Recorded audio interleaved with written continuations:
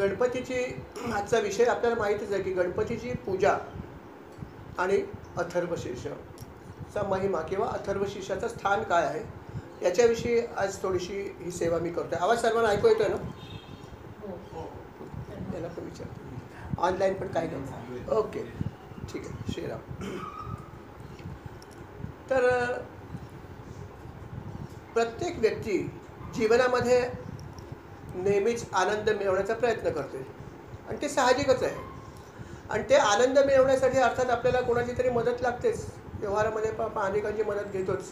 कुठलेही काम करताना आपण एकटं करू शकत नाही, कुठेतरी मदत लागतेच.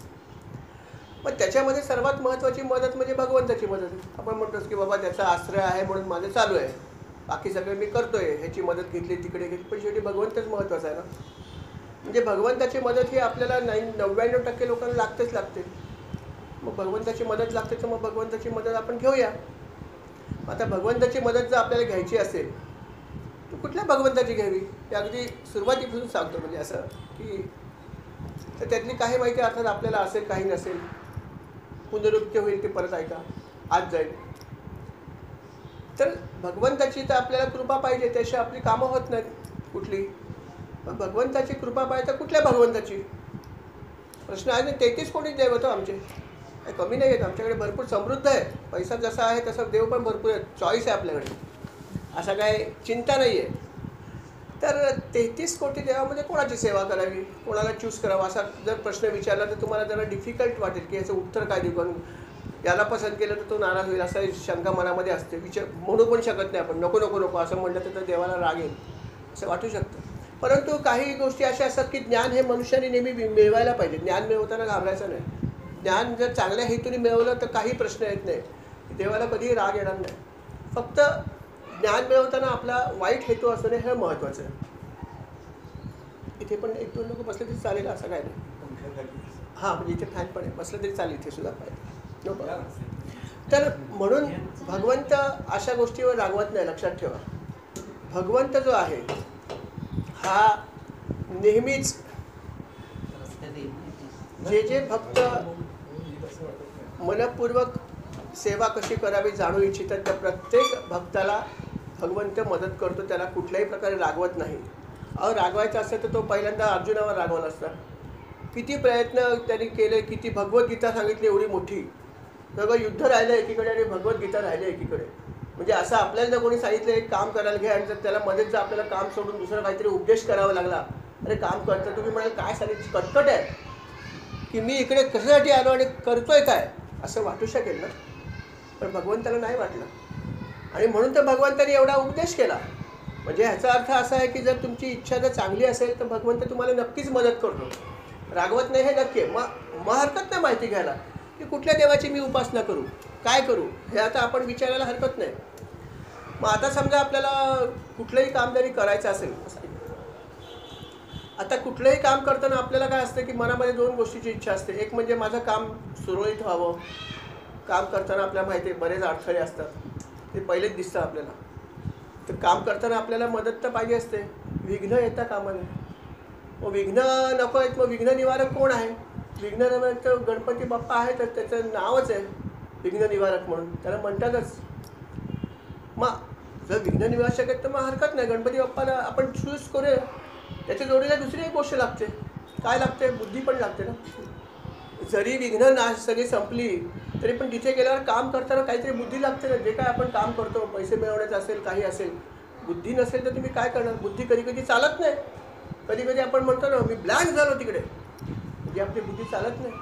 हे बुद्धी पण देणार आहे कोणतरी पाहिजे. मग आता भगवंतच पाहिजे ना. मग बुद्धी देता कोण आहे? हेच आहेत ना. विघ्ननाशक पण आहेत आणि बुद्धिदाता पण आहेत. यांच्याच उपासनेने सुरुवात होते. म्हणजे सगळं हे सगळे गुण जर त्यांच्यामध्ये आहेत जे मला व्यवहारात सुद्धा कामी पडतात, तर मग यांना चूज करायला काय हरकत आहे? आणि म्हणून बहुसंख्य लोक हे माहीत असेल किंवा नसेल तरी पण गणपतीची उपासना करतात. आणि ते करेक्टच आहे की गणपतीची उपासना केल्याशिवाय, गणपतीचं स्मरण केल्याशिवाय तुम्ही पुढे जाऊ शकत नाही. मग आता समजा गणेशोत्सव सुरूच आहे. सगळीकडे आपण बघतो तर किती छान प्रकारे हा उत्सव चालला आहे.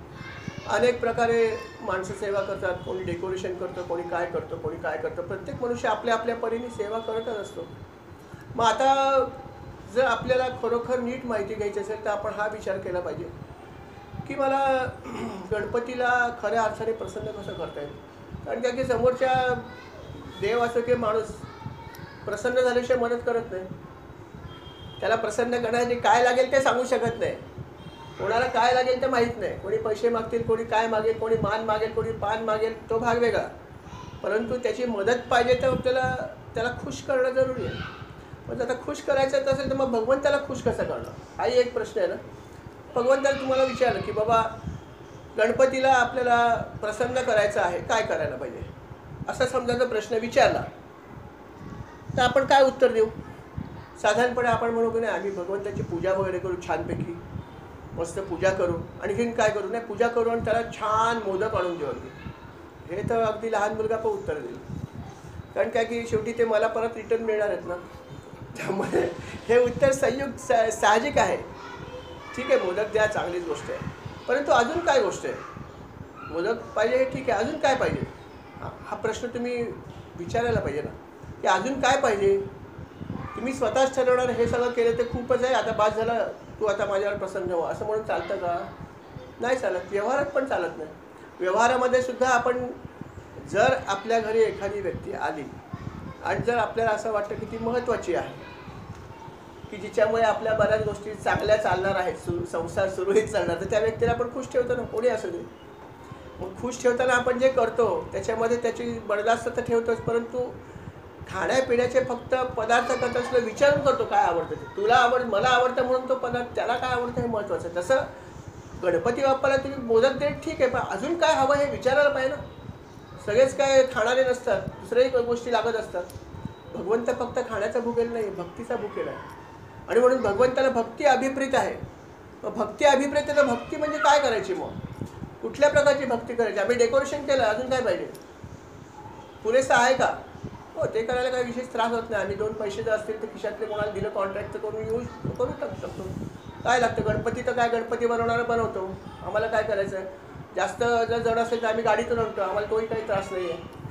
प्राणप्रतिष्ठासुद्धा येणारा कोणतरी गुरुजी येतात, त्याला दान दिलं काहीतरी की तो करून टाकतो. मग मी काय केलं असा जर विचार केला तर मी काय केलं.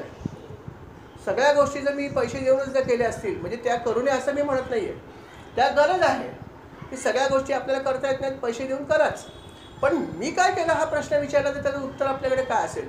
कदाचित काही लोकांकडे कदाचित असं असेल की मी काहीच नाही केलं 10 दिवस, असं येऊ शकतं. सगळ्यांचं असेल असं नाही, काही लोक करतात सुद्धा इतर गोष्टी, पण असं असण्याची शक्यता आहे. मग असं असेल तर मग काय करायला पाहिजे हा प्रश्न आहे. तर त्याच्यामध्ये असं आपण म्हणायला हरकत नाही की गणपतीला प्रिय काय. आरत्या तुम्ही करत असाल ठीक आहे, आरत्या तर आपण 40-50 करतो, पण मग अजून काय. तर गणपतीला आवडणारी महत्त्वाची गोष्ट म्हणजे अथर्वशीर्ष. गणपतीने स्वतः असं सांगितलं आहे की मला अथर्वशीर्ष सर्वात अधिक प्रिय आहे. प्रिय आणि प्रभावी हे दोन्ही महत्त्वाच्या गोष्टी. प्रिय तर पाहिजेच नाही तर काय फायदाच नाही. आणि फक्त प्रिय नाही आहे तर प्रिय आणि प्रभावी पण आहे की त्याचा प्रभाव पडतो. ज्याचा प्रभाव पडतो तीच गोष्ट वापरायला पाहिजे. याचा अर्थ एक गोष्ट नक्की आहे की गणपतीची उपासना करताना तुम्ही बाकी सगळ्या गोष्टी जरूर करा, पण अथर्वशीर्षाचं पठणसुद्धा करायला पाहिजे. अथर्वशीर्ष शिकायला पाहिजे. अर्थात पठण करायचं संस्कृतमध्ये आहे, तसं ते लहान आहे, छोटंसं आहे, परंतु शिकावं तर लागेल. आणि शिकावं जर लागायचं असेल, जर तुम्हाला शिकावं असं वाटत असेल तर ते व्यवस्थित शिकलं पाहिजे. शिकायला काय तुम्ही असंही शिकू शकता कसेही ऐकून वगैरे, तो काय प्रश्न नाही आहे. परंतु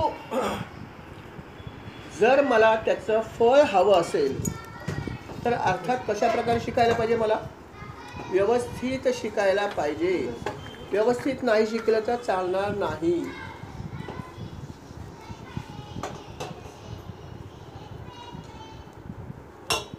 व्यवस्थित का शिकायचं याचं उत्तर काय की व्यवस्थित का शिकायचं.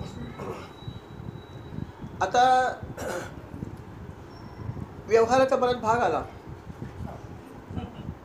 की व्यवहारामध्ये तुम्हाला माहिती आहे की साधं आपण एखादं काम जर कुठल्या व्यक्तीला दिलं असेल व्यवहारामध्ये कुठलंही काम, तर त्याचे पैसे जर आपण मोजले असतील तर आपण काय म्हणतो. पैसे मोजलेत नीट कर. खणखणीत पैसे दिलेत नीट झालं पाहिजे, चालणार नाही. आधी कामवाली असेल तरी तुला सांगतो, नीट झाड. बरोबर आहे, चुकीचं नाही आहे. म्हणजे काय की जेव्हा आम्ही काहीतरी देतो त्याच्या बदल्यात आम्हाला व्यवस्थित मिळालं पाहिजे, हे बरोबर आहे.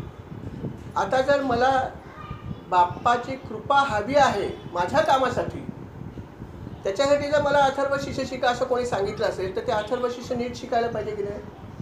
काम चालवून शिकून चालेल का? जर मी कामवालीला सांगू शकतो नीट काम कर, पैसे दिले, पूर्ण पगार दिला आहे, हे जसं व्यवहारामध्ये तसं व्यवहारामध्ये जसं आहे तसं काही बाबतीत परमेश्वर पण काही बाबतीमध्ये व्यवहारी आहे. ही फॅक्ट आहे की परमेश्वर म्हणतो जर तुम्हाला माझ्याकडून काही हवं असेल तर तुम्ही पण माझी सेवा नीट करा. जर तुम्ही अशी केली टाइमपासमध्ये तर मी पण तुम्हाला तसंच फळ देणार आहे.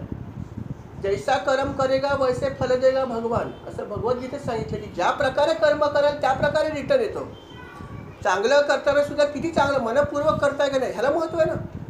माझ्या घरी एखादा पाहुणा आला, मला कंटाळा आला आहे, काय झालं कुठून आला हा, तर आला म्हणल्यावर काय करणं? चहा घ्याल का तुम्ही? घ्याल का म्हटलं तर म्हणतो हिची काय एवढी इच्छा दिसत नाही, पण आता काय आहे घ्याल का विचारलं, आपलं काय फॉर्मॅलिटी समजते ना, आता काय बोलायची गरज नाही आहे. काही गोष्टी न बोलता समजतात. शब्दा वाचून कळले सारे शब्दांच्या पलीकडे, तर मानवाला समजतं तर भगवंताला सगळंच समजतं. पण जर अशाचा माझा भाव असेल तर तो व्यक्ती चहा त्याला गोड लागणार नाही. किती साखर टाकली तरी त्याला तो अगोडच लागेल. हे जसं आहे तसं भगवंताची जर तुम्हाला सेवा करायची असेल तर ती सेवा करताना ती मनपूर्वक केली पाहिजे. ती जर तुम्ही अशी वरवर केली तर त्याला गोड लागणार नाही. अथर्व शिष्य भगवंताला प्रिय आहे, पण मग ते शिकताना तुम्हाला व्यवस्थित शिकलं पाहिजे. ज्या व्यक्तीला ह्याचं ज्ञान आहे, ज्या व्यक्तीला त्याचं संपूर्ण माहिती आहे कशा प्रकारे म्हणायचा, अशा अधिकारी व्यक्तीकडून शिकायचा प्रयत्न केला पाहिजे आणि मग ते तुम्ही पठण करा. कारण ज्या प्रकारे मी भक्तिभावाने हे शिकेन त्या प्रकारे मला फळ देणार आहे भगवंत. कारण मला एक्सपेक्टेशन आहे, माझी भक्ती निरपेक्ष नाही. माझी पक्षी अपेक्षा आहे की भगवंत तू मला काम करत मदत कर, माझा संसार पण नीट झाला पाहिजे, अपेक्षा ठेवून मी भक्ती करतोय. भक्तीचे दोन प्रकार आहेत, एक निरपेक्ष भक्ती आणि एक सकाम भक्ती. माझी निष्काम भक्ती असेल तर भगवंत काही म्हणत नाही, चूक झाली तरी क्षमा आहे. पण जिथे मी म्हणतो की मला भगवंत अमकं दे, तर भगवंत म्हणतो सेवा नीट कर ना. मग का नीट करत नाही, तर का नीट शिकलं नाही? म्हणून अथर्व शिष्य जे आहे त्या कुठलाही स्तोत्र, पण अथर्व शिष्य हे महत्त्वाची गोष्ट आहे की अथर्व शिष्य जर आपल्याला शिकायचं असेल नसेल येत समजा तर शिका जरूर, आणि ते व्यवस्थित शिका. कशा प्रकारे म्हणतात हे शिका, आणि ते म्हटल्यावरती म्हणताना काय काय गोष्टी पाळायच्या आहेत हे पण शिका. संहिता पण त्याची आहे, प्रत्येक गोष्टीची संहिता पण असते की काय करावं आणि काय करू नये. तसं गणपतीची पण हे अथर्व शिष्य शिकताना त्याची संहिता दिली की काय गोष्टी कराव्यात काय न कराव्यात. हा एक भाग झाला. आपण जेव्हा हे शिकाल अथर्व शिष्य, समजा आपण व्यवस्थित शिकला तर खूप चांगली गोष्ट आहे, आनंदच आहे, प्रश्नच नाही आहे. शिकल्यावरती अथर्व शिष्याचं फळ काय हा पहिला प्रश्न आपल्या मनात येऊ शकतो. कारण बहुसंख्य ठिकाणी मनामध्ये फळ काय ह्याचं पहिलं आपण बघतो की काय मिळणार आहे, हे पहिलं रिटर्न ते आपण बघतो. एफडी पैसे टाकायचे पहिले रिटर्न किती मिळतात बघूया. 6%, 7%, 9%, 15%, हे माणसाचा व्यवहार सगळ्या ठिकाणी दिसत असतो. भगवंताची भक्ती करताना पण निरपेक्ष होत नाही. भगवंत म्हणतो मला निरपेक्ष भक्त सर्वात जास्त आवडतो की जो काहीच मागत नाही. तसं सुदामेने काहीच मागितलं नाही पण त्यांनी त्याला सगळं दिलं न मागता, कारण निरपेक्ष भक्ती होती. दरिद्री होता, मागायला हरकत नव्हती, मित्र होता राजा, पण मागितलं नाही मागितलं. ही भक्ती निरपेक्ष झाली. आता आपण जर अपेक्षा ठेवून जर भक्ती केली तर मग ती नक्की नीट केली पाहिजे, हे तर प्रश्नच नाही. नीट केली पाहिजे. मग नीट करताना त्यांनी जे नियम सांगितले ते सगळे नियम पाळण्याचा आपण प्रयत्न केला पाहिजे की जेवढे नियम सांगितले ते सगळे नियम पाळा आणि मग त्याप्रमाणे भक्ती करा. हरकत नाही, सुरुवातीला आमची अपेक्षा असू शकते. मनुष्य सुरुवातीला अशीच भक्ती करतो की कुठलाही भक्त कुठलीही देवाची भक्ती करताना पहिल्यांदा त्याचा फळ काय हे बघतो आणि मगच चालू करतो. हा सुरुवात असते, परंतु हळूहळू जशी आपली भक्ती पुढे जाते तसं तसं हळूहळू आपल्या ह्या गोष्टीची आसक्ती कमी कमी होत जाते. हळूहळू आपल्या मनामध्ये जर काय मी स्वार्थी आहे, सतत भगवंताला मागतो ते सकाळपासून, काय मला आज स्टेशनला जायचं, रिक्षा लवकर मिळू द्या, आमचं छोट्या छोट्या गोष्टी मागतो ते. किती माझी लिस्ट आहे मागण्याची. जर आपण जर खरोखर जर नोट केलं तर आपण अक्षरशः रिक्षा कधी पार नाही करणार नाही. अरे काय सारी रिक्षा येत नाही भगवंता, अरे काय तुम्ही 10 मिनटं वाट बघू शकत नाही, भगवंताला हाक मारली. नकळत होते ही गोष्ट, पण होते, आणि जेव्हा होते तेव्हा तुमचं पुण्य खर्च होतं हे लक्षात ठेवा. माझा bank balance is ATM. Without pin हा माणसाचं पुण्य हे विदाऊट पिन आहे की फक्त मागा पुण्य खर्च होतं. आम्ही म्हणतो सुद्धा परत माझ्या मागे आहेत भगवंत जे कोण असतील ज्याची आपण आराधना करतो म्हणतो आहेत नक्की, पण कशाला त्याला त्रास देतात. तुम्हाला 10 मिनिटं थांबता येत नाही. पण या गोष्टीचा अवेअरनेस मला नसतो, मला हे माहीत नसतं, म्हणून मी छोट्या छोट्या गोष्टीमध्ये भगवंताला पणाला लावतो. आणि भगवंताला जे काही मी थोडं पुण्य केलं असं जास्तच खर्च करतो क्षुल्लक गोष्टीसाठी.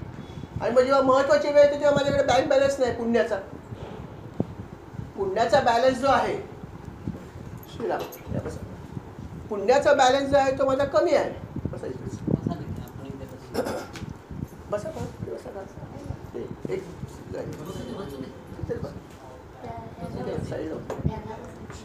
बसा.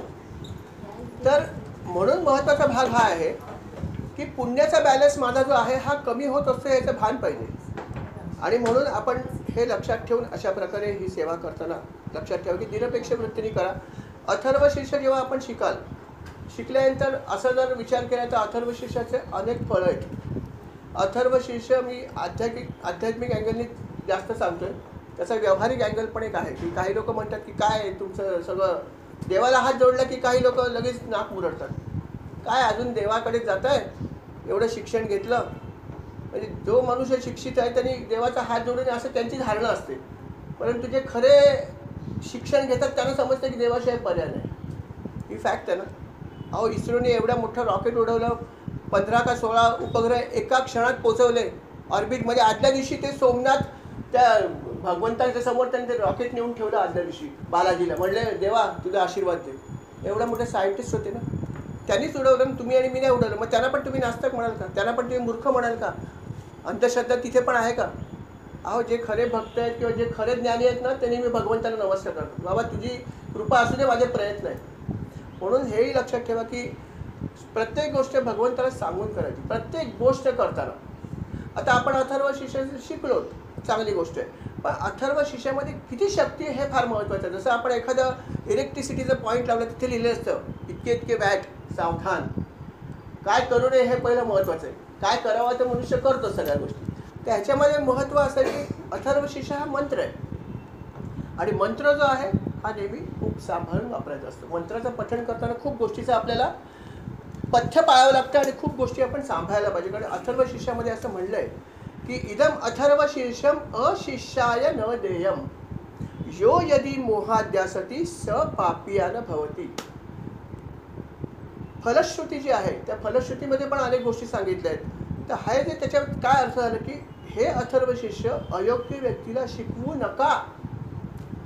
यो यदि मोहाद्यासती, मोह निर्माण झाला, तुम्हाला वाटलं ही व्यक्ती अयोग्य आहे तुमच्या हिशोबात, काय आहे दारुडी आहे हे करते बेकार व्यक्ती, तिने कुठून तरी ऐकलं मला शिकवा, नका शिकू. असं अथर्व शीर्षात लिहिलं इदम अथर्व शीर्षम अशिष्याय न देयम, अजिबात शिकू नका. त्यातून शिकवलं यो यदि मोहाद्यासती, कुठल्याही मोहाने की बाबा खूप चांगली पुरेशी आहे, गावातला प्रतिष्ठित माणूस आहे, पैसेवाला जे काय असेल ते, माझ्या मनात काही असं आलं आणि त्याच्यामुळे मी जर शिकवलं स पापियान भवती, त्याला प्रचंड पाप लागेल असं लिहून ठेवलं. अथर्व शीर्षामध्ये लिहून ठेवलं. म्हणजे बघा, आणि असं का लिहिलं असेल हाही विषय आहे की देवाची उपासना आहे, मग अशी कोणाला देऊ नका असं का लिहून ठेवलं आहे? ऋषीने लिहिलं ते, तुम्ही आणि मी लिहिलेलं नाही. हे काय लिहिलं ते आपण सांगतोय फक्त. असं का लिहिलं आहे? कारण जेव्हा एखाद्या गोष्टीमध्ये शक्ती असते ती वापरताना खूप सांभाळून वापरा. अयोग्य माणसाच्या हातात जाता कामा नये. बरोबर आहे. जसं आपण म्हणतो की एखाद्या सुरी जर आपण घरी आणली तर आपण लहान मुलांना देत नाही. धार असते, खेळायची वस्तू नाही. भाजी कापता कापता हात पण कापू शकतो, किंवा जर त्याला अक्कल नसेल तर तो काही करू शकतो. हे जसं आहे कारण त्याला धार आहे, तसं अथर्व शीर्ष हा मंत्र आहे ज्याच्यामध्ये शक्ती आहे. आणि शक्ती असलेली गोष्ट अयोग्य व्यक्तीच्या हाती जाता कामा नये, कारण त्याचा जर वापरताना केला तर त्यातून अनेक गोष्टी घडू शकतात. तसं अथर्व शीर्षाच्या शक्तीने अनेक चांगल्या गोष्टी पण होऊ शकतात, पण मनात मी वाईट इच्छा ठेवली कोणाचं तर ते पण होऊ शकत नाही. सर्वांची शक्ती आहे. शक्ती कशी सुरी ही सुरी आहे, वापरायची कशी ही माझी बुद्धी आहे. बरोबर आहे. अणुविज्ञान चांगलं आहे, पण अणुबॉम्बचा प्रयोग कसा कराल तसा आहे. शांततेसाठी पण करता येतो आणि भस्म करण्यासाठी पण करता येतो. तसं ही पण एक अशी शक्ती आहे की जी शक्ती आपण मिळवू शकतो. म्हणून त्यांनी कॉशन दिलं पहिलंच की काय करू नका, हे पहिलं शिका, मग काय कराल ते करा, तो प्रश्न नाही आहे. म्हणजे इतकी अथर्व शीर्षामध्ये शक्ती आहे, श्री गणेशाच्या या स्तोत्रामध्ये इतकी शक्ती आहे. म्हणून हे आपण अयोग्य माणसाला शिकू नका, हा एक महत्त्वाचा भाग आहे. शिकल्यानंतर जसं आपल्याला माहिती आहे की अथर्व शीर्ष आपण दररोज पठण करू शकता, तो प्रश्न नाही. गणपतीत तर कराच करा, परंतु एरवीसुद्धा जितके वेळा आपल्याला म्हणता येईल तितके वेळा जरूर म्हणा. सकाळी उठून किमान एकदा आणि किमान रात्री किमान 2 वेळा तरी म्हणण्याचा प्रयत्न करा. कामावर सकाळी मी समजा गेलो, रात्री आलो, झोपण्यापूर्वी म्हणायला हरकत नाही. हातपाय धुवून फक्त बसलं तरी चालतं.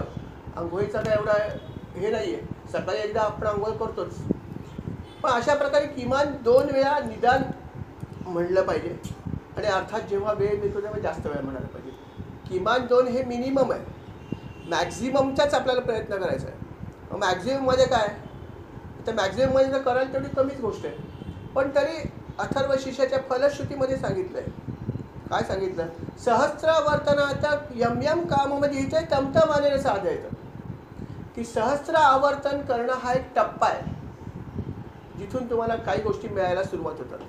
असं तर अनेक गोष्टी अगोदर पण मिळतात. सहस्र आवर्तन केल्यावर काय मिळतात हा वेगळा भाग आहे, परंतु त्याच्या आधी पण आपल्याला बऱ्याच गोष्टी मिळू शकतात की ज्या लिहिलेल्या नाही आहेत. कारण भक्ती केल्यावरती परमेश्वर लगेच रिटर्न देतो, काय ठेवत नाही. परमेश्वर म्हणजे काय मनुष्य प्राणी नाही आहे की घेतलेली गोष्ट परत देणार नाही, अपकार करणार उपकार केल्याच्या ऐवजी. हे करणार फक्त मनुष्य प्राणी करू शकतो, भगवंत नाही. भगवंत कोणाचे उपकार ठेवतच नाही, तो तत्क्षणी देऊन टाकतो. घेऊन जा, मला नको आहे, तुमची भक्ती तुम्हाला हवं ते घ्या. त्यामुळे ही गोष्ट लक्षात ठेवा की आपल्याला ह्या गोष्टी शक्यतो न मागता आपल्याला शक्यतो करत राहायचं. आणि किती करायचं, किती करण्याचा जो प्रश्न, जसं म्हटलं की सहस्त्र हा एक टप्पा आहे की 1000 आवर्तन अथर्व शीर्षात दिलं आहे की सहस्त्र आवर्तन करणं हा एक टप्पा. आता 1000 आवर्तन करणं काही एवढी इझी नाही. अर्थात एखादी गोष्ट मिळवायची तर थोडे कष्ट घ्यावेच लागतात ना. आम्ही मुंबईला कामावर जातो, कितीतरी गाड्यांमध्ये धक्के खातो, काय करत नाही आपण काम करण्यासाठी. बरोबर पण आहे ते, संसारासाठी प्रपंचासाठी आपण काय करत नाही, सगळ्या गोष्टी करतो, दिवसभर काम करतो, बरोबर पण आहे. आता संसारासाठी जर इतक्या गोष्टी करतो तर भगवंताची जर कृपा हवी असेल थोडे कष्ट घ्यावेच लागतील. त्यामुळे सहस्रावर्तन हा त्याने एक टप्पा सांगितला, निदान एवढं करा, रोज तर करत राहा. पण जर तुम्हाला असं काय वाटलं तर एखाद दिवशी निदान वर्षातून एकदा तरी करा. वर्षातून एकदा सत्याची पूजा करतो, चांगली गोष्ट आहे, पण त्याच्यात मी काहीच करत नाही. जसं मी मगाशी प्रश्न विचारला की गणेश उत्सवात माझा रोल काय, मी काहीच करत नाही. डेकोरेशन करणारा डेकोरेशन करतो, मूर्ती आणणारा मूर्ती आणतो, प्राणप्रतिष्ठा करणारा प्राणप्रतिष्ठा करतो. मी काय करतो, मी काही करत नाही, नमस्कार करतो आणि प्रसाद खातो. मी काय करतो याला महत्त्व आहेच ना. म्हणून अथर्व शीर्षामध्ये त्याने असं म्हटलं की सहस्र आवर्तन तुम्ही करा, पण ती स्वतः बसून करा. इतरांची मदत घ्या, मदत घेऊ शकता, पण तुम्ही स्वतः वर्षातून एकदा तरी ही आवर्तनं सहस्त्र करण्याचा प्रयत्न करा. की बाबा निदान मी गणपतीत तरी करीन. तेव्हा मूड असतो, चांगल्या प्रकारचं वातावरण असतं. कधी कधी काही लोकांकडे गणपती पासतो, चला निदान माझ्याकडे गणपती आहे, निदान चला एक दिवस का होईना मी सहस्त्र आवर्तनं करीन असं म्हणा आणि करा. सहस्त्र आवर्तन होऊ शकतात, फार कठीण गोष्ट नाही आहे. काही लोक ज्याला म्हणता येतात अशी श्रद्धाळू लोक, कोणाला फोर्स करायची गरज नाही आहे. ज्यांना म्हणता येतं असे जे भक्त असतात त्यांना तुम्ही सांगा की मला करायचे आहेत, त्याला बोलवा आणि छानपैकी व्यवस्थित सगळं शुचिरभूतता पाळा. जेवढी तुम्ही जास्त पाळाल तेवढी गणपतीला आवडते. अर्थात गणपती हा देव हा थोडा कडक देव आहे, त्याला ह्या सगळ्या गोष्टी जास्त लागतात आणि त्या करायला हरकत नाही. ज्यांना सोहळं नेसा, पण सोहळं नेसू शकत नाही का, काय मोठी गोष्ट, नेसा, काय फरक पडतो. नसेल नेसायचं तर निदान धुतं वस्त्र तरी घाला, स्वच्छ चांगली वस्त्र घाला, बसा आणि करा. सहस्त्र आवर्तन किमान करा. जर तुम्ही सहस्त्र केली तर तुम्हाला अनेक गोष्टी तुमच्या मनातल्या आशा पण पूर्ण होऊ शकतात. त्यांनी म्हटलंच आहे, सहस्रावर्तनात यम यम काममधीचे तमतमानेने साधेल. मनातल्या सर्व इच्छासुद्धा पूर्ण करण्याची शक्ती अथर्व शीर्षामध्ये आहे, provided you have to do it properly. जसं मी म्हटलं की किती प्रॉपरली करता ह्याच्यावरती फळपा अवलंबून आहे. मी माझं काम आपलं आता ड्युटीचा भाग आहे, काय करू सारा, काय करू, आपलं चाललं आहे, पाट्या टाकतो आहे. गणपती बाप्पा बघतोच आहे, पाट्या काय टाकतात आणि कोण भक्तिपूर्वक करते, मग फळ मिळेल पण त्या प्रकारेच मिळणार. म्हणून मनपूर्वक त्याला म्हणा की मला करायचं, मला काही येत नाही, मी पहिल्यांदाच करतोय, चला मला मदत करा. ज्या 4-5 लोक आपल्याला माहिती आहेत त्यांना सांगा. आणि बसा, काय होत नाही. एक दिवशी थोडं बसलं त्रास झाला तर काय होत नाही, पण तुम्ही जेव्हा कराल अशा प्रकारे तेव्हा तुम्हाला आपोआप अनुभव हळूहळू येतील. हा भाग प्रत्येकाचा वैयक्तिक आहे, तो काय सांगण्याचा भाग नाही, परंतु हे अथर्व शीर्षात लिहिलं आहे आणि म्हणून त्याला महत्त्व आहे. आणि अशा अनेक गोष्टी दिल्या आहेत.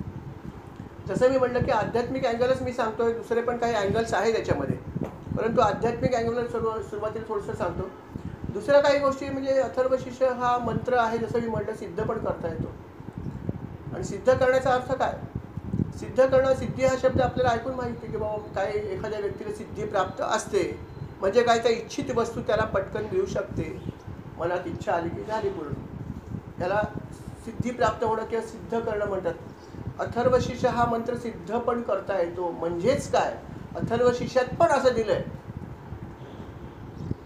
सूर्यग्रहे महानद्याम प्रतिमासम निधौ वा जप्त्वा सिद्ध मंत्रो भवती. कसा सिद्ध करायचे संहिता दिली.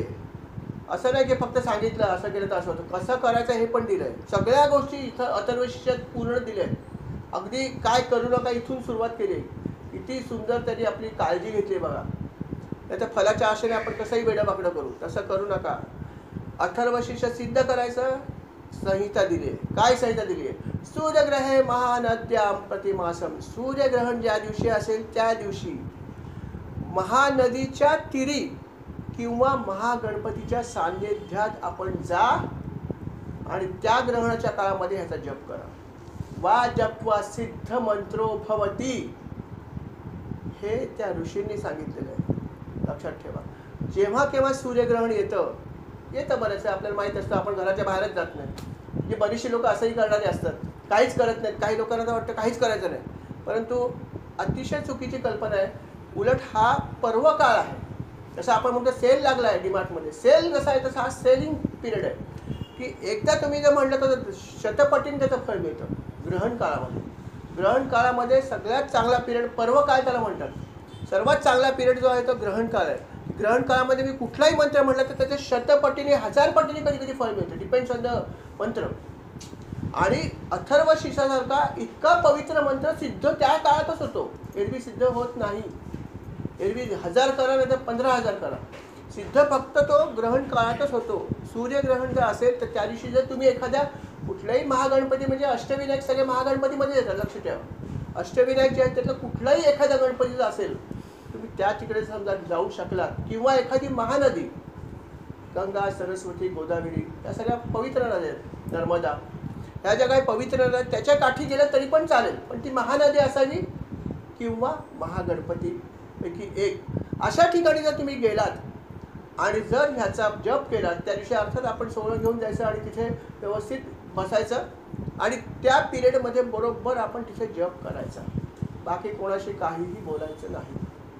तुम्ही ज्या मंत्राचा जप कराल तसं तर सगळ्याच मंत्राची त्यांनी असं लिहिलं की कुठलाही मंत्र जपला तरी त्याचे अनेक पटीने फळ मिळते. परंतु आपण कसं खो खो खेळताना काय करतो, आपण आपल्याला कॅप्टन एक सूचना देतो, हे एकाच प्लेअरची पाठ घे, एकाचीच घे, 2-2 घेऊ नको तू. ह्याची पाठ घेतली नंतर थोड्या वेळाने त्याला सोडून दिलं, तो मस्त फ्रेश झाला, झालं काम, परत कधी वाद कसं काढा. तसं 1750 मंत्र जपायची गरज नाही. या देवाचं थोडं कलं कोणाचंच नीट होत नाही. त्याच्यापेक्षा आता तुम्ही ठरवलं ना की बाबा गणपती बाप्पा आम्ही चूज केला आहे, विघ्नहर्ता आहे, शक्तिदाता आहे, बुद्धिदाता आहे, ठीक आहे. मग आता अथर्वशीर्ष जर समजा आपण ठरवलं ना, मग अथर्वशीर्ष इतर मंत्र जरी असले तरी अथर्वशीर्षाचा जप करा, कारण त्यांनी सांगितलं की तो सिद्ध होतो. जर तुम्ही जप करू शकलात तर तो मंत्र सिद्ध होतो, यात शंका नाही. 1000% सत्य की तो मंत्र जर सिद्ध झाला तर तुम्हाला तुमच्या मनातल्या सगळ्या इच्छा त्वरित पूर्ण होऊ शकतात. एवढी शक्ती अथर्वशीर्षाच्या या मंत्रामध्ये जर सिद्ध केला तर. अदरवाईज पण शक्ती आहेच, म्हणजे असंही तुम्ही पठण करत राहा. त्यांनी सांगितलं की पठणामध्ये शक्ती आहे, की किती आवर्जन केलं तर काय होतं हे त्यांनी फलश्रुतीत दिलं आहे. की सहस्रवर्तन केल्यावरती काय होतं, यज्ञ केला तर काय होतं, अजून कशा प्रकारे केलं तर काय होतं, बरीच फळं आहेत. मी एक सहस्रावतरण टप्पा का सांगितलं, तो आपण करू शकतो.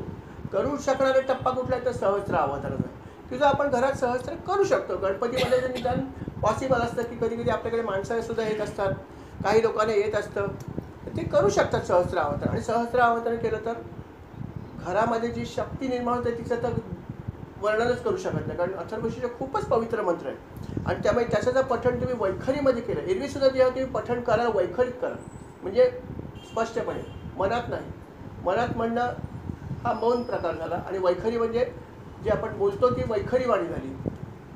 वैखरी वाणीमध्ये आपण ह्याचं पठण दररोज किमान एकदा सकाळी आणि एकदा संध्याकाळी शुचिरभूत्या पालन करा. आणि अर्थात जर शुचिरभूत्याचा काय प्रॉब्लेम असेल तर चालत नाही. गणपतीच्या ह्याच्यामध्ये कुठलंही सोय सुतक काही जे काही प्रकार असतात ते असेल तर तेव्हा आपण नाही म्हणायचं, तेवढं पथ्य पाळायला पाहिजे. पण अदरवाईज तुम्ही हे हातपाय धुवून सुद्धा म्हणू शकता. संध्याकाळी नाही आंघोळ करत मी, हरकत नाही, हातपाय स्वच्छ धुवा. आणि तामसी पदार्थ कुठलाही सेवन करता कामा नये, हे अजिबात चालत नाही. तामसी पदार्थ कुठलाही सेवन नाही करायचं, ते एक महत्त्व. म्हणजे काही गोष्टी खूप कडक आहेत, पण त्या देवता पण तशीच आहे, रिटर्न पण तशीच देतील, त्यामुळे आपल्याला त्या पाळणं भाग आहे. पण अशा प्रकारे जर तुम्ही हा जप केलात सहस्त्र आवर्तनाचा, तर तिथून तुम्हाला अनेक अनुभव असेही येऊ शकतात. पण त्याच्या आधीसुद्धा आपण दररोज एकदा म्हणण्याचा प्रयत्न केला पाहिजे, निदान सकाळी आणि संध्याकाळी. आणि ज्या दिवशी वेळ मिळेल जास्त करा. अहो, फॉर्च्युनेटली आपल्या वसईच्या देवळामध्ये इथे जे गणपती देऊळ आहे एस टी स्टँडमध्ये, तिथे दर विनायक चतुर्थीला सकाळी 6 ते 7 1 तास वैखरी जप असतो. 6 ते 7. माझं घर लागू नये म्हणून मला माहिती आहे की ऐकू दे, तो प्रश्न नाही. पण 6 ते 7 सकाळी 6 वाजता ते बरोबर डॉटवर स्टार्ट करतात आवर्तन म्हणायला. माईक असतो आणि अनेक लोक असतात, आणि मग ते 1 तास बरोबर 21 आवर्तन करतात एव्हरी विनायकी.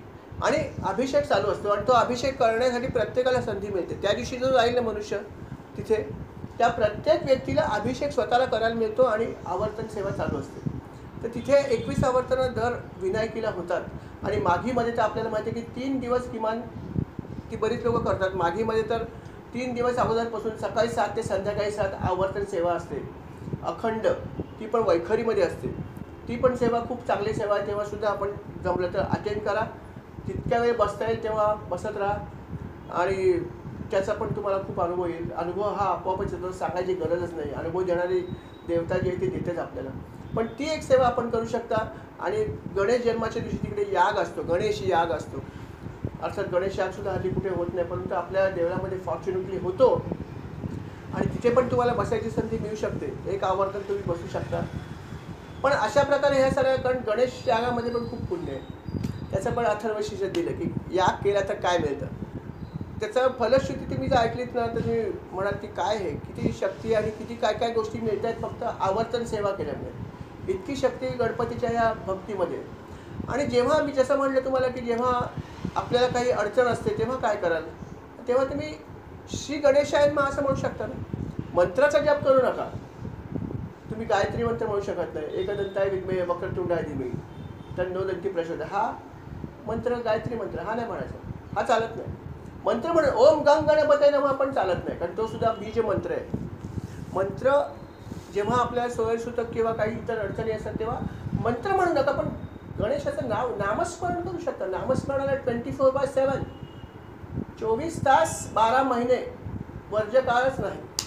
सगळ्या क्रिया जेवढ्या करता प्रत्येक क्रियेमध्ये श्री गणेशाय नमः म्हणू शकता. आंघोळीला गेलात तरी चालेल, बाथरूमला गेलात तरी चालेल, सगळ्या ठिकाणी श्री गणेशाय नमः म्हणायला हरकतच नाही.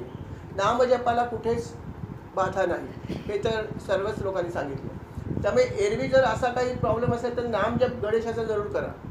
आणि जेव्हा काही अडचण नसेल तेव्हा जरूर अथर्वशीर्षाचा जप करा. आणखीन तुम्हाला एक गंमत सांगतो की अशा आध्यात्मिक गोष्टी अनेक आहेत, ते तर काय प्रश्नच नाही आहे. याचे काही अनुभव मी स्वतः पण घेतले, ते सांगू शकत नाही. परंतु मी एवढं तुम्हाला सांगू शकतो की खात्रीपूर्वक की याचे अनेक अनुभव अनेक लोकांना आलेत, मला पण काही आले, असं काही नाही. पण ते येतातच, त्याच्यामध्ये काही मोठी गोष्ट नाही. आपण सेवा केली तर हे होणारच.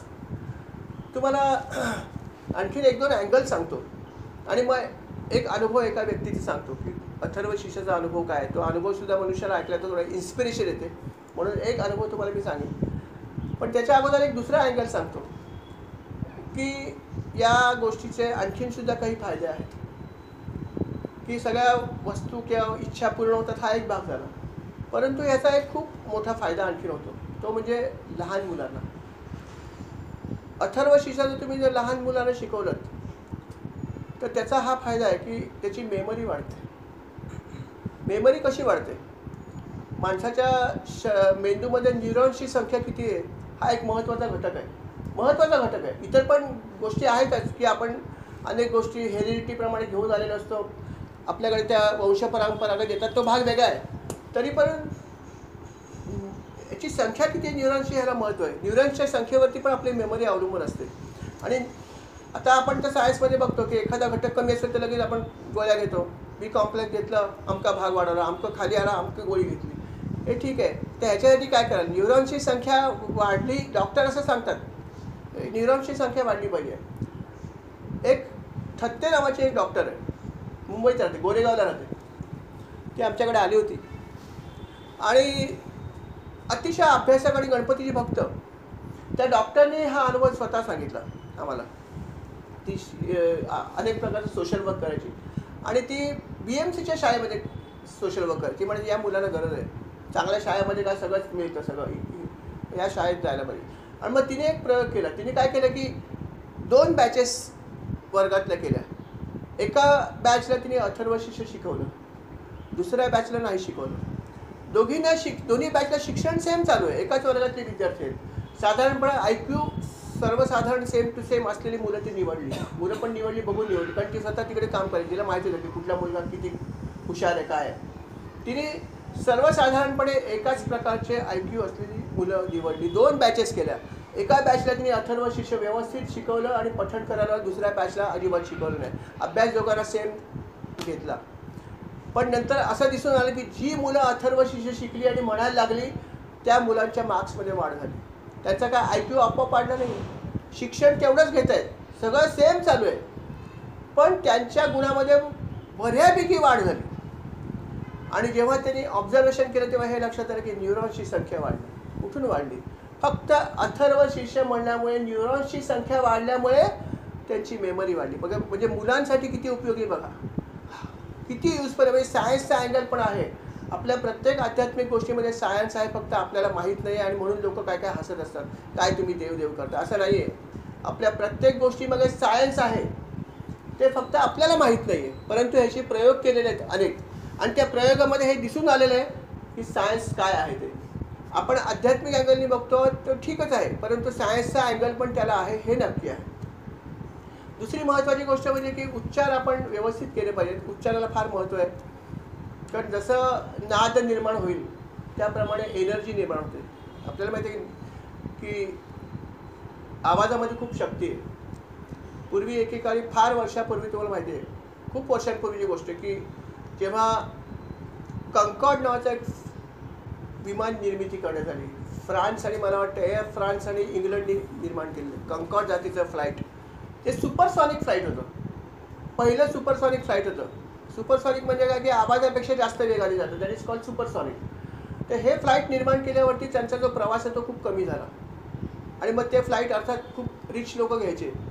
परंतु त्या फ्लाईटचा हा ड्रॉबॅक होता की तिथून ते जायचं तिथल्या सर्व इमारती खिळखिळ्या बनायच्या. ज्या ठिकाणी तो लँड करायचं त्या आवाजामुळे तिथल्या इमारती खिळखिळ्या व्हायचं, हे नंतर लक्षात आलं. अगोदर नाही लक्षात आलं, पण जेव्हा सायंटिस्ट लोकांनी स्टडी केला तेव्हा लक्षात आलं की हे फ्लाईट इथे उतरतं, त्यातून प्रचंड नाद निर्माण होतो, आवाज असतो, व्हायब्रेशन, आणि त्याच्यामुळे ह्या इमारती आपल्या खराब होत आहेत. भारत सरकारने तेव्हासुद्धा अतिशय शहाणपणा केला, सांगितलं कॉन्कॉर्ड आम्हाला चालणार नाही. कॉन्कॉर्डला आपण अलाउडच नाही केलं. कॉन्कॉर्ड फ्लाईट भारतात कधीच नाही आलं. आता ते बंद पण झालं, तो वेगळा भाग आहे. परंतु ही शक्ती आहे व्हायब्रेशनची, ही शक्ती आहे नादाची.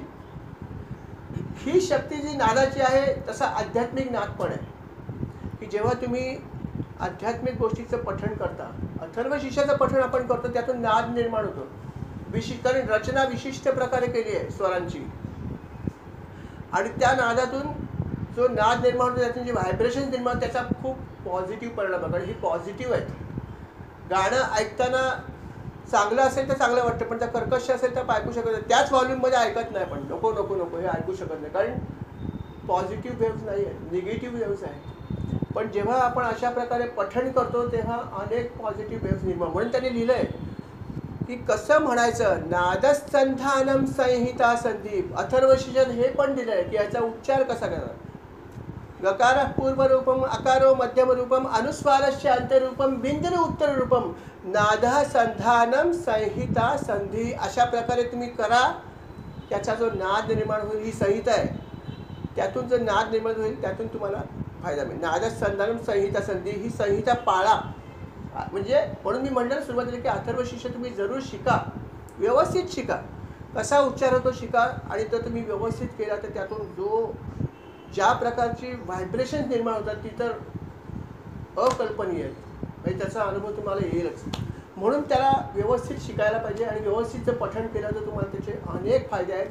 अजून एक भाग तुम्हाला महत्त्वाचा सांगतो, एक अनुभव सांगतो. जसं तुम्ही सायन्सचा भाग ऐकला की तुमचे न्यूरॉन्स वाढतात, व्हायब्रेशन्स खूप पॉझिटिव्ह होतात, मुलं पुढे जातात. त्याचबरोबर आणखीन एक तुम्हाला एक छोटासा अनुभव सांगतो एका व्यक्तीचं. नाव फक्त सांगत नाही मी, परंतु अनुभव सांगतो तुम्हाला. एक व्यक्ती अशीच आपल्या वसईतली, म्हणजे जर मी नाव सांगितलं तुम्ही लगेच ओळखाल, इतकी नामचीन व्यक्ती आहे, नामचीन व्यक्ती आहे. ते गणपतीचे भक्त आहेत आणि आमची दोस्ती असल्यामुळे ह्या गोष्टी आम्ही शेअर केल्या, म्हणून मी त्याचं नाव सांगत नाही, पण अनुभव काय सांगतो सत्य येतो म्हणून सांगतो. की ती व्यक्ती एकदा असंच एका ठिकाणी गेली होती फंक्शनला, आणि मी पण गेलो होतो. त्या व्यक्तीने जेव्हा भाषण दिलं तर मला भाषण फार आवडलं. किती सुंदर बोलला म्हटलं, हो तुम्ही, काय तुमचं वक्तृत्व आहे, खूप मला ॲप्रिशिएट केलं त्यात. ते म्हटलं, अरे बाबा काय सांगू तुला, हे आता सगळं आहे, पण तुला माहिती काय की काही मला स्तोत्र बोलायचं. मी म्हटलं काय स्तोत्र बोलायचं? हो म्हणे, मला बोलताच नीट येत नव्हतं, अतिशय स्तोत्र बोलायचो मी. म्हटलं मग काय केलं तू? अरे मी खूप उपचार केले, माझे बाबा आई सगळे वसईतलेच होते सगळे. आम्ही खूप एक डॉक्टरकडे गेलो, खूप काय काय ट्रीटमेंट घेतली, पण काय रे माझा तोतरीपणा जातच नव्हता. किती चांगल्या डॉक्टर, मुंबईला पण गेलो, पण माझा तोतरीपणा जातच नव्हता किती. आणि म्हणजे माझी जी आजी ती कोकणात राहते, तर माझी आजी नेहमीच सांगायची माझ्या वडिलांना, अरे पाठवून दे तिकडे, मी बघते काय करायचं. तर माझे बाबा काय बोलले नाहीत, पण माझे बाबा आणि हे म्हणायचे काय ते आजीचं काही शिक्षण नाही, काय नाही, ती काय करणार आहे, तिला काय समजणार आहे, ती काय करणार आहे, प्रेम आहे ठीक आहे, काय पाठवायचं नाही. आणि म्हणून त्यांनी काय जाऊ दिलं नाही मला. पण इथे सगळं ट्रीटमेंट घेतलं, सगळ्या नामचीन डॉक्टरच्या घेतल्या, पण माझा तोतरीपणा गेला नाही. मग आता म्हणतात ना, जेव्हा सगळं थकतं तेव्हा आपण म्हणतो की आता काय फरक पडतो, शेवटचा प्रयत्न करायला काय हरकत आहे. मग त्यांनी आजीला सांगितलं, आजी मला तू फार बोलवतेस ना, मग घेऊन जा नातवाला, मी घेऊन येतो वाटलंस, काय तुला करायचं ते करा. आजी बिचारी खरंच प्रेमळच ना. आजी म्हणली येऊ दे. मग त्यांनी कोकणामध्ये त्याला सोडलं, म्हणजे तुझ्याकडे ठेव 15-20 दिवस, 1 महिना, काय आवाज आता सुट्टी आहे, हरकत नाही. मग तिथे मी राहिलो म्हणे. राहिल्यावरती माझी आजी म्हणली की अरे तुला काय आवडतं? मी सांगितलं मला अमके लाडू आवडतात. म्हणजे मी उद्या तयार करणार आहे, हे लाडू तुला मी दररोज खायला देणार, सकाळ संध्याकाळ. तर म्हणे वा चांगली गोष्ट, पण म्हणे माझी एक अट आहे. म्हणे काय अट आहे?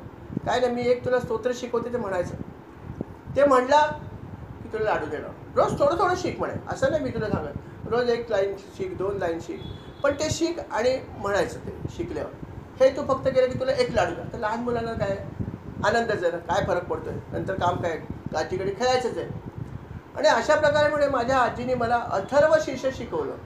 1-1, 2-2 लाईन करत मी पूर्ण अथर्व शीर्ष शिकलो, सगळं शिकलो. आणि नंतर मला सांगितलं आता दररोज 10 वेळा म्हणायचं, तुला मी मोठं बक्षीस देणार, एक सायकल घेऊन देईन. बाबांना मी सांगेन सायकल घेऊन द्यायची तुला, कारण तेव्हा सायकल फार मोठी गोष्ट होती. सायकल म्हणजे कारची हे झाली, एक 40-50 वर्षापूर्वीची गोष्ट आहे. ही सायकल पण कोणाकडे नव्हती, त्यामुळे तुला एक सायकल घ्यायला मी बाबांना सांगेन, तू फक्त माझं ऐकायचं. म्हणजे मला माहीत होतं की आजीने सांगितलं बाबा ऐकणार, एरवी मला सायकल नाही देणार, पण आजीचं ऐकतील.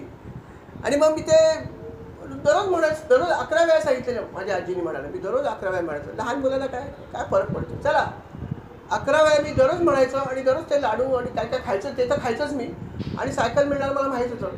आणि अशा तऱ्हेने 1 महिना मला तिने म्हणायला लावलं. आणि गंमत अशी घडली की 1 महिन्यामध्ये माझा तोतरेपणा गेला. हे मला पण नाही समजलं, आणि तेव्हा त्याला काही समजलं नाही, काय लाडू खायचे आणि सायकल दिसत होती. पण म्हणे जेव्हा मी अशा प्रकारे 1 महिना हे अथर्व शीर्ष दररोज 11 वेळा म्हणायचो आणि संध्याकाळी पण एकदा म्हणायचो, त्याच्यानंतर माझा तोतरेपणा गेला 1 महिन्याच्या आत. इतके डॉक्टर माझ्या बाबांनी बघितले, इतके सगळे उपचार केले, पण फक्त अथर्व शीर्ष म्हणल्याने माझा तोतरेपणा गेला. आणि आज तू म्हणतोस किती उत्कृष्ट भाषण दिलं, मला बोलताच येत नव्हतं नीट. हे म्हणे मी कोणाला सांगत नाही, कारण लोक म्हणतील की काय अंधश्रद्धा आहे. पण म्हणे मी तर हे स्वतः अनुभवलेलं आहे. हा माझा वैयक्तिक अनुभव आहे की अथर्व शिष्यामध्ये काय नाही ते सांगा. सगळ्या गोष्टी आहेत, सायन्स आहे, त्याच्यामध्ये काय नाही आहे, आध्यात्मिकता तर भरलेलीच आहे, प्रश्नच नाही आहे. सगळ्या गोष्टी आहेत, अनुभव पण आहेत लोकांचे. असे अनेक भक्त असे की ज्यांनी अनुभव शेअर नसतील केले, पण अनुभव तर आलेच आहेत ना अनेकांना. असे अनेक अनुभव अनेक लोकांना आले. फक्त प्रामाणिकपणे अगदी व्यवस्थित नियमितपणे फक्त काही आवर्तनं करा, जेव्हा जमेल तेव्हा सहज आवर्तनं करा. बाकी ग्रहण कधी आहे तर कॅलेंडरमध्ये बघत राहा. हल्ली आपल्याला व्हॉट्सअपवरती लगेच समजतं. 1 महिना अगोदर कोण टाकतं पहिलं बघूया, चुरस असते, ग्रहण आहे ग्रहण आहे ग्रहण आहे. म्हणजे काय, तसा काय प्रश्न नाही. ग्रहण कधी आहे समजेल, लक्ष ठेवा ग्रहण कधी आहे. आणि जर संधी मिळाली, अर्थात त्याची प्रार्थना करा की मला असं असं करायचं आहे, तुझी कृपा पाहिजे. मी करीन वगैरे नाही, मी वगैरे काही नाही, तिथे विनय पाहिजे. हा पहिला सगळ्यात अध्यात्मामध्ये सगळ्यात महत्त्वाचं. भगवंत मी काही नाही आहे, मला काहीही येत नाही, तुझी कृपा असेल तर मी काहीतरी करू शकेन, माझ्यावर कृपा कर, हे पहिलं त्याला सांगा. आणि म्हणून मला असं असं करायची इच्छा आहे, तू बघ, मला काय माहीत नाही, मला करायचं पण. आणि प्रयत्न आपण केले पाहिजे. विघ्न हरण कसं करायचं त्याला माहिती आहे. विघ्न असतातच, पण ते हरण करण्याचं काम तो करतो, रस्ता क्लिअर करतो. आपण फक्त मनात इच्छा जोरदार ठेवायची. आणि मग अशी इच्छा ठेवा. आणि दुसरी गोष्ट महत्त्वाची करा, कोणालाही सांगू नका. हा महत्त्वाचा म्हणजे कोणाला, म्हणजे आपल्या घरात आपल्या फक्त नवरा बायको असेल तर बाबा एक सांगा फक्त.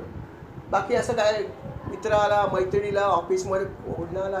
सिक्रेसी, अध्यात्म मार्गामध्ये सिक्रेसीला फार महत्त्व आहे. अध्यात्म मार्गाचे सांगितलं तुमची काय करता, कसं करता ते कोणालाही सांगू नका. पण ते सांगितलं तर तुमचे बऱ्याच प्रॉब्लेम होतात, त्याच्यामध्ये नजर पण लागू शकते आणि एक्सपोज झाले की ती गोष्टीचं पॉवर कमी होते. म्हणून तुम्ही जे काय करता ना ते सिक्रेसी मेंटेन करा. आपल्याला अभिमान होणार, अरे ग्रहणाच्या दिवशी एवढ्या लांब गेलो मी करणार आहे, अगोदर सांगायला पण सवयीप्रमाणे नाही. कोणालाही न सांगता फक्त आपल्या घरातल्या ज्यांच्याशी आपलं सांगणं जरूरी अशा व्यक्तीला जरूर सांगा. विश्वासात तिलाही सांगा की कोणाला सांगू नको, किंवा मी जातोय, आपण जाऊया, जे काय असेल ते. आणि फक्त आवश्यक असेल त्या व्यक्तींनाच सांगा. आणि ही सूचना द्या की कोणालाही सांगू नका, बाबा गेलेत कुठेतरी बाहेर कामाला, 2 दिवसांनी येणार, त्याच्या पलीकडे काही समजता कामा नाही. इव्हन जाऊन आल्यावर पण सांगायची गरज नाही. सिक्रेसी मेंटेन करत. कारण जर तुमचं मंत्र सिद्ध झालं तर लक्षात ठेवा, सूर्यग्रहणाच्या दिवशी जर आपण जप करू शकलात तर मंत्र सिद्ध होतं, असं अथर्व सिद्धही होऊ शकतो. कारण से पण सिक्रेसी मेंटेन करा. आणि सिक्रेसी मेंटेन करून आपण नित्य नियमाने जर भगवंताची जर उपासना केली, श्री गणेशाची उपासना केली, तर फळ देण्याची विचार तो देणारच, ठेवणारच नाही आपल्याकडे. ऋण तो ठेवूच शकत नाही. कुठल्याच भक्ताचे ऋण भगवंत ठेवत नाही, तो पहिले पे करतो.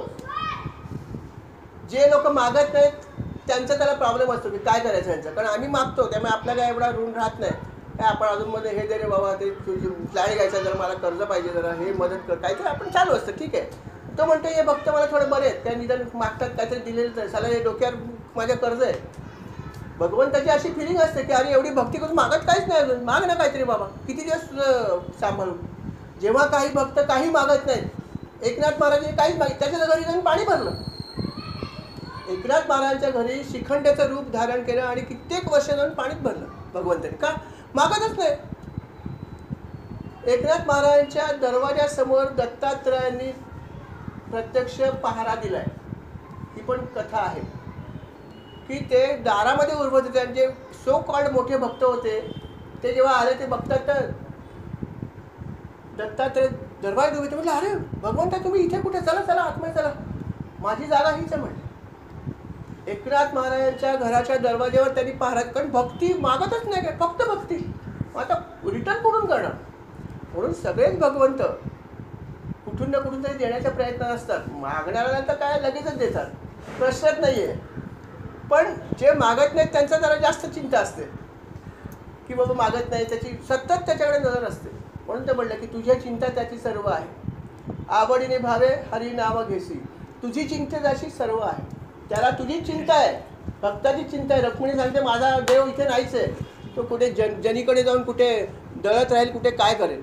म्हणून ते नेहमी म्हणतात की माझा देव जो आहे तो फिरत असतो, भक्तांकडे असतो. म्हणून आपण एवढं लक्षात ठेवूया की आपण भक्ती जी कराल ती शक्यतो निरपेक्ष वृत्तीने करा. आणि करत असताना भगवंताची ही प्रार्थना कर की मला तुझी भक्ती करायची आहे. ती करत असताना तुझी कृपा माझ्यावर ठेव, माझे पाय जमिनीवर राहतील. हा भाग खूप महत्त्वाचा आहे श्रीराम. ह्याच्यामध्ये आणखीन एक खूप महत्त्वाचा भाग आहे, तो शेवटचा टप्पा तुम्हाला सांगतो की गची बाधा होता कामा नये. त्याच्यात सुद्धा भक्ती मार्गात झाली तर जास्त पाहू. ही सात्विक गाठ आहे की एरवी आपण ऐश्वर मिळवतो, पैसा मिळवतो, मान मिळवतो, हे सगळं ठीक आहे, ह्याचाही गर्व होतो लोकांना. पण तो गर्व एक वेळ परवडला. पण मी इतकी उपासना करतो हा जर वाटलं तर ती नीरगाठ आहे. ही नीरगाठ आहे. मी उपासना करतो, मी इतकं अमकं करतो, हे जर मला जर असं वाटलं काय सॉलिड येतं, तो अजिबातच चालत नाही. म्हणजे इथे हे अजिबात चालत नाही. म्हणून पाय जमिनीवर ठेवा असं त्याला पहिले सांगायचं. पाय जमिनीवर ठेवा आणि सिकळसी ठेवा. गर्व होण्याचा प्रश्न नाही. सांगितलं तर गर्व, मी हा घड्याळ घेतलं रॅडोचं, सांगितलं तर गर्व, रॅडोचं घड्याळ घेतलं, सांगितलं नाही म्हणून तर सिक्रेसी ठेवा म्हणलं. म्हणून आपण ह्या सगळ्या गोष्टीची सिक्रेसी ठेवायची आणि त्यांच्याकडे प्रार्थना करायची की देवा माझ्याकडून अशीच सेवा तू करून घे. जे काय आम्हाला थोडंफार माहिती आहे त्याचा आपण उपयोग करूया असं आपण म्हणूया. या ठिकाणी मी स्वल्पविराम घेतो. जसं ठरवलं त्याप्रमाणे 1 तासाची ही सेवा होती, त्याप्रमाणे 1 तास पूर्ण झालं आहे. जी काही सेवा झाली गणपती बाप्पाच्या कृपेने झाली. मला काही येत नाही, अर्थात भगवंताच्या चरणी मी अर्पण करतो, भगवंता स्वीकार करावा. सेवा करत असताना जर प्रयत्न चूक झाले असेल तर मला क्षमा करावी आणि या सेवेला गोड मानून ठेवा ही विनंती. धन्यवाद. आपल्या सर्वांचे सुद्धा धन्यवाद की